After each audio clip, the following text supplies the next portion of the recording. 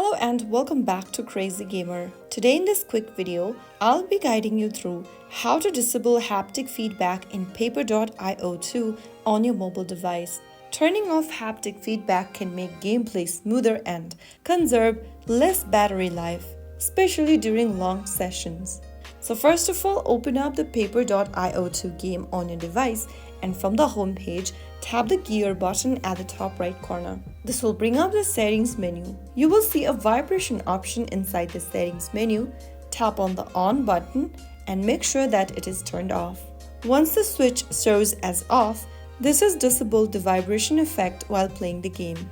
You can now return to the main game screen and play a short round to make sure haptic feedback is disabled.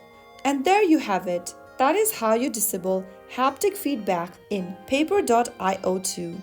If you found the video helpful, don't forget to like, share and subscribe to the channel. I will be back again in the next episode. Thank you for watching.